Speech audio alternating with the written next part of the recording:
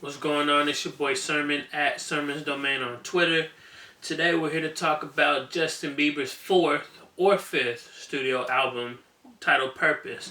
I say fourth or fifth because for some reason, some people won't count Journals even though technically it was an album. But as far as I was looking at his discography, it's kind of not counted. It's counted more as a compilation album, and I get that. But, whatever. So, Purpose is basically, Justin Bieber's big comeback album. Because Journals was a lot low-key. It wasn't pushed. It was a digital download. It wasn't, it didn't get all the radio attention, but it was an amazing project. It's probably my favorite Justin Bieber project. So, going into Purpose, he had, What Do You Mean? He has Sorry. Both records are high, are blowing up.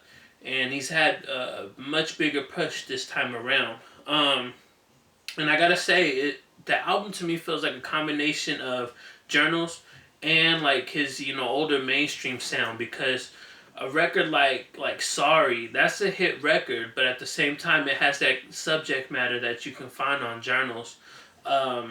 And it was interesting, I was reading up a little bit about that record, What Do You Mean, and Mark My Words. These are, three records that Justin kind of confirmed were inspired by his, relationship with Selena Gomez. The aftermath, the whole breakup. And it feels like a lot of the album is kind of doing that as well, maybe directly or indirectly, because, there's not really any names mentioned. But there's a lot of records that are similar to that you can be like, well, it was definitely inspired by her. But those are the three records that Justin himself said were, inspired by that relationship. But like I said, the album is pretty, it's got a lot of heartbroken, depression type of records. With a few uplifting songs. There's a record called Life Is Worth Living, and it kind of felt out of place at first, but then I started listening to it, and it really fits into the whole central theme because, here's all this, depression over a breakup and all this other stuff going on, and then you have a record like this that reminds you, all this bad stuff is going on, but life is still worth living, and I really like that record. The title track was also good. It's basically like a conversation with God. I love the outro on it. It was really good. I wasn't a fan of Children. It's the EDM beat. I'm not a big EDM fan at all. I never have been, and whenever I see an EDM, crossover into hip hop or pop, I just don't. I generally never like it. And I gotta say that Travis Scott's verse on what song was he on?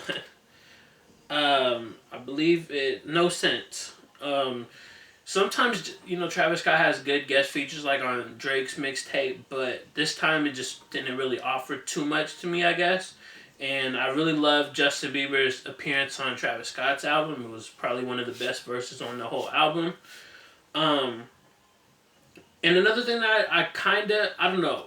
There's records on here that are kind of filler next to some of these extraordinary records. So having 22 songs total, and I'm talking the standard, deluxe, I think the Japanese bonus tracks, there's some, other ones. Combine all that together, you get 22 tracks. That's a lot of records right there. That's over an hour and 20 minutes of material. So it is a long listen, and I definitely feel like there's some filler songs in there. But the songs that are really good, they just really stand out. I'll Show You was one of my favorites. We Are featuring Nas. Like I said, I mentioned all the singles. I love those. No Pressure. I love No Pressure, and I love Big Sean's verse on there because it just fits well into it. He delivers exactly what you're expecting out of that record. But overall, I feel like the songwriting on the album is amazing. It's a very strong album. Yes, you should go pick it up. iTunes, Target, Best Buy, wherever you want to get the album. It's definitely worth getting. Now I have 3 questions for you. What do you think of Justin Bieber's comeback album? Who had the best rap feature? There's Big Sean, Travis Scott, and Nas. believe that was the only 3 on the album. But you know, it was rap had more guest features than any other genre. There's, you know, Halsey, Skrillex, and Diplo. But aside from that, which out of those 3 rappers had the best verse? And lastly, what was your favorite song on the album? For me, I can't pick one yet. I feel like a lot of them are good. So I'd have to come back to that question. But yeah, Justin Bieber's back. He's, you know, showing off that the maturity that he displayed on Journals with a lot more of that mainstream appeal that he had early on in his career. It's a winning combination that makes Purpose one of the year's, you know, best R&B/pop albums. So definitely let me know your thoughts on Purpose in the comment section below. And then like the video, subscribe to the channel if you're not already, share the video. Follow me on Twitter at SermonsDomain. And as always, I appreciate your time. Thank you for watching. And until next time, peace.